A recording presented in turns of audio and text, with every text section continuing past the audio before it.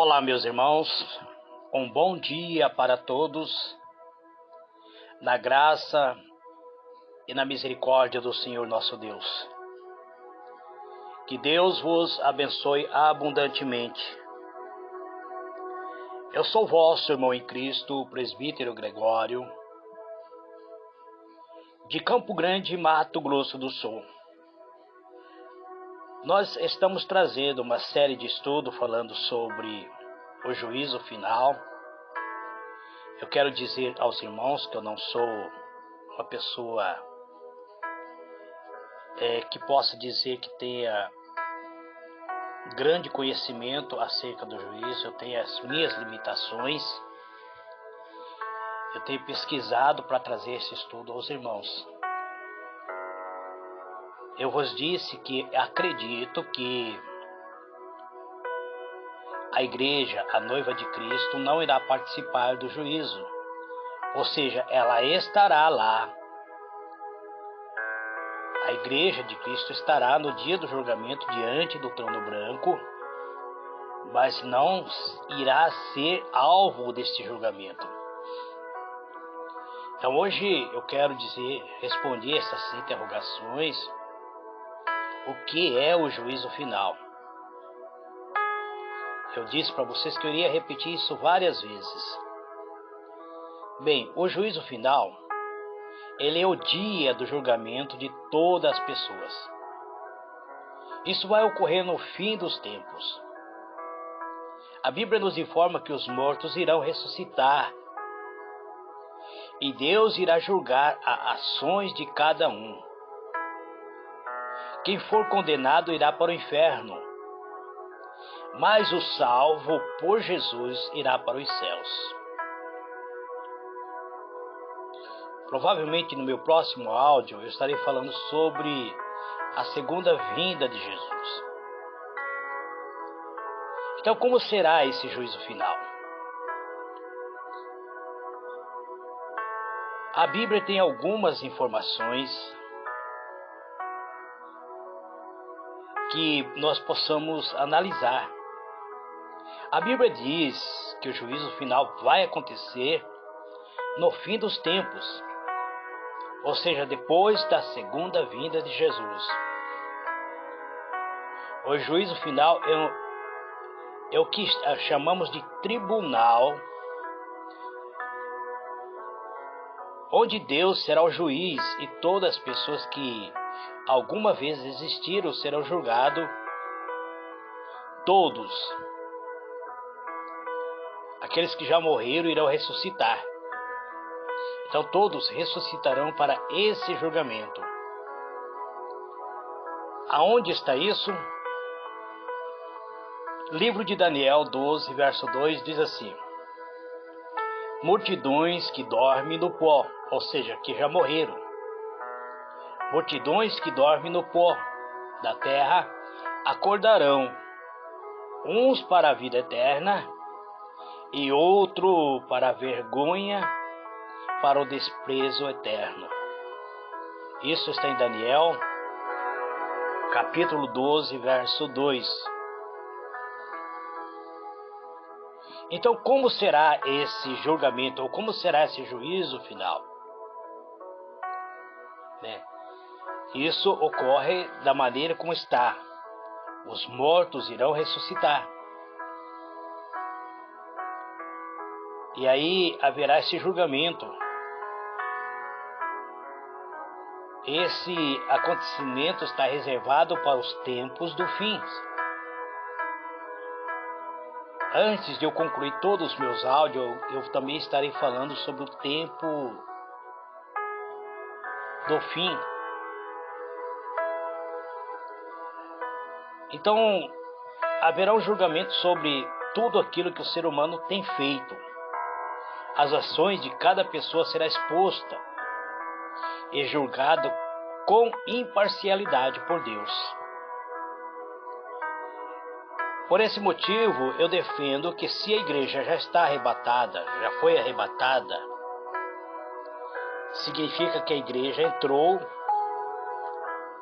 para participar das bodas do Cordeiro, 7 anos nos céus, e Cristo volta para a terra para reinar por 1000 anos. Então não a igreja, como sendo corpo de Cristo, como sendo membro do corpo de Cristo, ela não passará por processo, a noiva do Cordeiro não passará por processo do julgamento, porque ela faz parte do corpo de Cristo. Cristo é a cabeça e nós somos membros desse corpo. Se nós permanecermos fiel, tem que compreender isso. Livro de Apocalipse, capítulo 20, versículo 12 e 13 diz assim: Vi também os mortos, grandes e pequenos.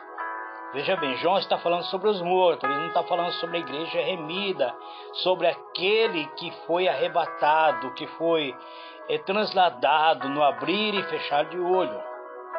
Ele diz que vi os mortos, grandes e pequenos, em pé diante do trono, e livros foram abertos.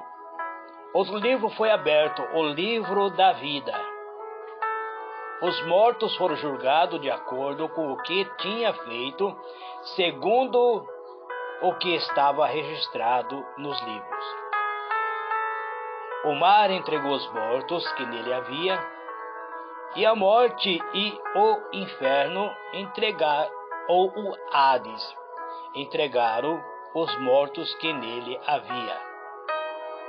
Vamos procurar entender o que significa Hades. Hades significa sepultura. Então, algumas palavras que quando diz Hades, também simbolizam o inferno. Entregaram nele os mortos que nele havia. E cada um foi julgado de acordo com o que tinha feito. Aqui nós vemos novamente que não está se referindo à igreja que foi arrebatada, mas aos mortos de toda a época, de todo o tempo. Se nós não formos arrebatados, nós temos que estar em constante vigilante. Se ocorrer a nossa morte, se nós morrermos agora, provavelmente nós passaremos pelo processo do julgamento, porque não fizemos parte do arrebatamento, da transladação do nosso corpo carnal para um corpo espiritual. Eu estou falando provavelmente, não estou afirmando, irmãos. Então, isso está em Apocalipse, capítulo 20, verso 12 e 13. Então, todos que não tiveram seu nome escrito no livro da vida, eles serão condenados por causa de seus pecados. Ao receber a sentença de condenação, eles serão lançados no lago de fogo. Dentro desse lago do fogo estará o diabo e seus anjos, onde sofrerão castigo eterno. Onde está isso, presbítero? Apocalipse 20, versículo 15. Aqueles cujo nome não foram encontrados no livro da vida foram lançados no lago de fogo. Então nós temos que ter bastante cuidado para que o nosso nome se mantenha no livro da vida. E como manter meu nome no livro da vida? Obedecendo às ordenanças de Deus. Ou seja, ser um verdadeiro seguidor de Jesus. Porque os verdadeiros seguidores de Jesus terão seu nome escrito no livro da vida. Ainda que você passe pelo processo da morte terrena, ou seja, da morte física, o seu nome está registrado lá. Desde da volta de Cristo por os céus, todos os cristãos de toda a época, todos cristãos, todos servos de Deus de toda a época, está com seu nome registrado lá, como sendo propriedade de Deus. Então, esses que têm um nome escrito no livro da vida, eles escaparão do julgamento no dia do juízo final. Então, eles vão morar no céu com Jesus. Livro de Mateus, capítulo 25, versículo 32 e 34, onde diz: todas as nações serão reunidas diante dele. De quem? De Deus. E ele separará uma das outras, como o pastor separa as ovelhas dos bodes. Colocarão as ovelhas à sua direita e os bodes à sua esquerda. Então o rei dirá ao que estiver à sua direita: venha, bendito de meu Pai, receba como herança o reino que foi preparado para vocês desde a criação do mundo. Veja bem, aqui apresenta um rei que acima dele tem um pai. Ele diz bem claramente: venha, bendito do meu Pai, diz ele. Então esse rei, eu já vos disse que quem irá julgar o povo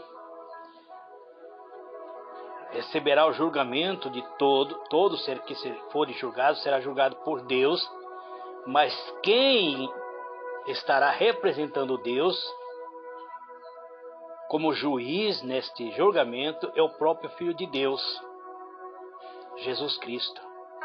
Ele é o representante direto, ele é aquele que o juiz determina. Por exemplo, o juiz determina um oficial de justiça.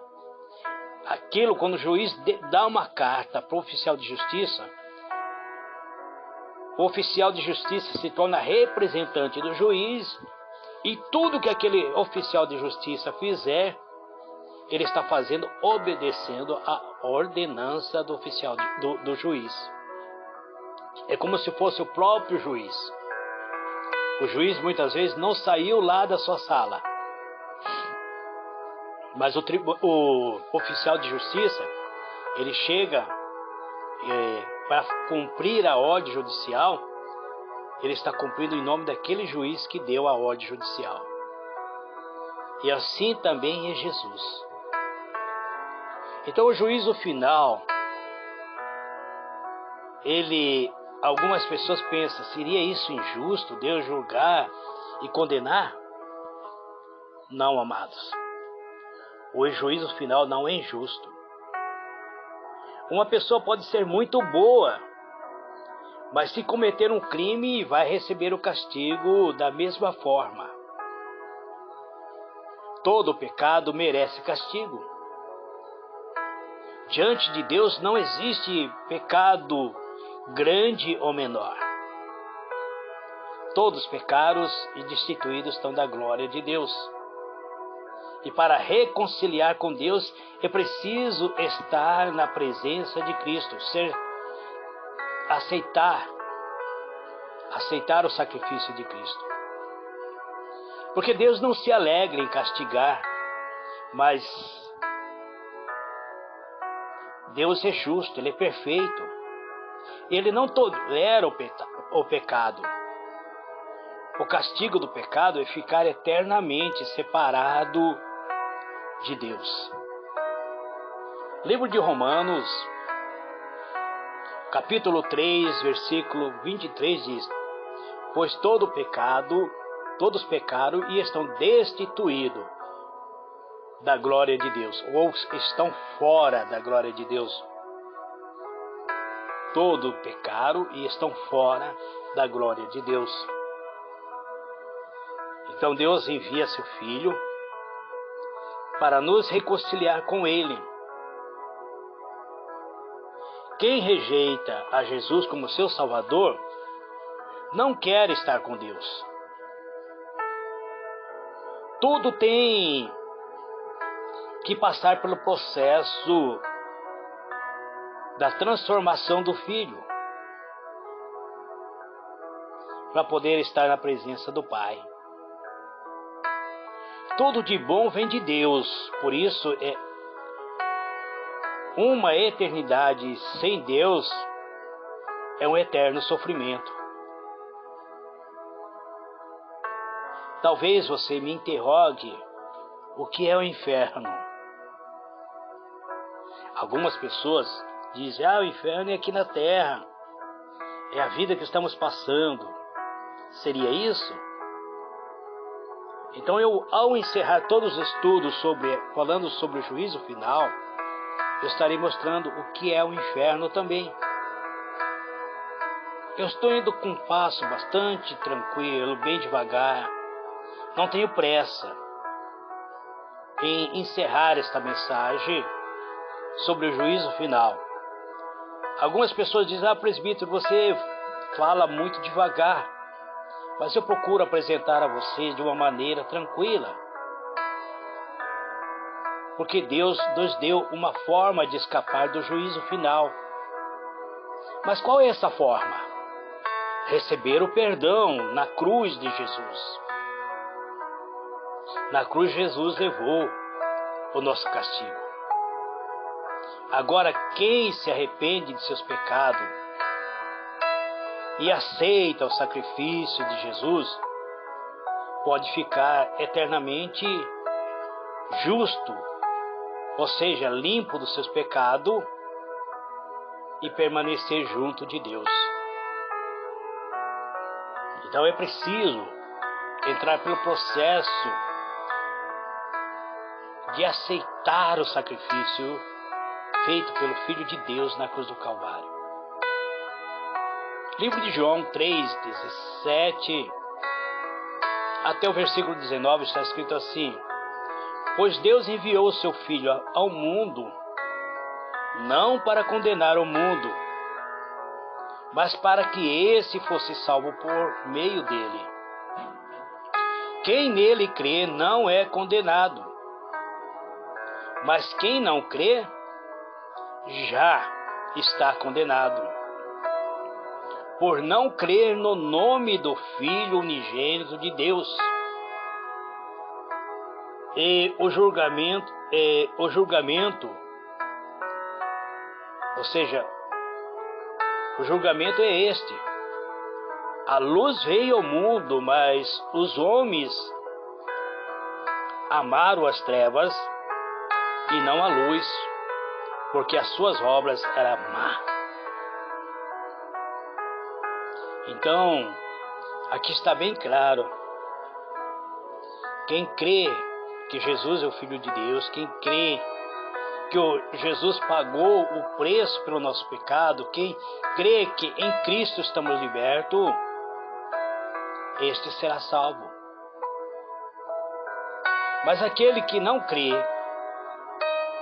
aquele que não aceita, que procura outro meio para entrar nos céus, procurando outro atalho, a palavra de Jesus diz que já está condenado por não crer no nome do Filho unigênito de Deus. Unigênito significa único. Então nós precisamos entender que em Cristo nós somos salvos. Algumas pessoas irão dizer, mas e quem nunca ouviu falar sobre Jesus? Amados, a palavra de Deus diz que esse evangelho será anunciado até os confins do mundo, então virá o juízo. A Bíblia não é clara sobre o que acontecerá a quem, no caso, morreu e nunca ouviu sobre Jesus. Então a Bíblia não traz uma informação sobre isso. Mas o livro de Romanos 2, versículo 14 e o versículo 15, diz assim: de fato, quando os gentios que não têm a lei praticam naturalmente o que ela ordena, torna-se a lei para si mesmo, embora não possua a lei. O que isso significa? Significa que quando aquele que não é justo, que ainda não compreendeu a verdade, pratica a verdade, mesmo sem saber que essa verdade se torna parte integrante dele, pois mostra que a exigência da lei está gravada em seu coração, Disso dão testemunho também a sua consciência e os seus pensamentos dele, ora acusando ou ora defendendo-os. Então nós temos dentro da nossa mente aquilo que chamamos de consciência. E a consciência, ela tem o poder de nos acusar ou de nos tranquilizar.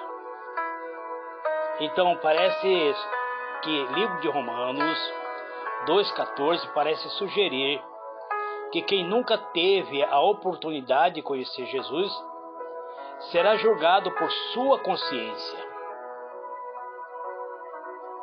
Isso aparentemente que o apóstolo Paulo afirma no livro de Romanos. Eu não tenho como dizer para vocês algo nesse sentido. Eu posso dizer para você que não sei como Deus vai julgar essa pessoa, mas podemos confiar que Ele será justo, porque Deus não é injusto. Então, no meu próximo áudio, eu quero entrar num detalhe, falando como será a segunda vinda de Jesus. E depois eu estarei falando sobre o que diz sobre o fim dos tempos. E aí eu vou apresentar para vocês o que é o inferno. E vou entrar no milênio, o que são os 1000 anos de Apocalipse. Mas isso tudo em áudio separado, para que nós possamos encerrar. Que Deus vos abençoe, amados. Ontem eu não gravei. Eu trabalhei e quando eu cheguei em casa eu estava com muita febre. Meu corpo todo dói. Eu não sei se eu contraí a dengue. Os sintomas que eu estou sentindo é como se eu estivesse com dengue.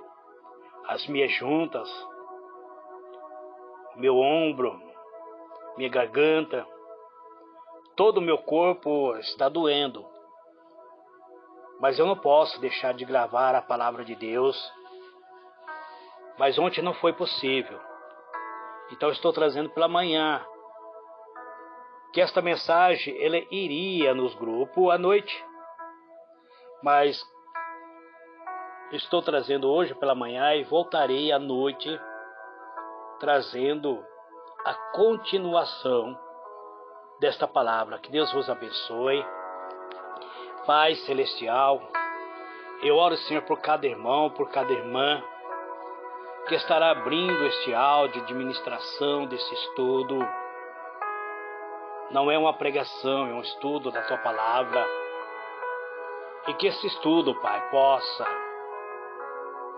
trazer luz ao coração deste meu irmão, desta minha irmã, que ouve essa ministração, Pai. Se porventura eu cometi algum erro, pois o Senhor sabe que eu não sou um experto nesse sentido, pois existe questões bastante difíceis na Tua Palavra, mas eu te peço, Pai, direção do Teu Espírito Santo. Se porventura eu cometi algum erro, mostra-me, Senhor. É isso que eu te peço, em o nome do Senhor Jesus. Amém e amém. Grande abraço, amado. Fique na paz.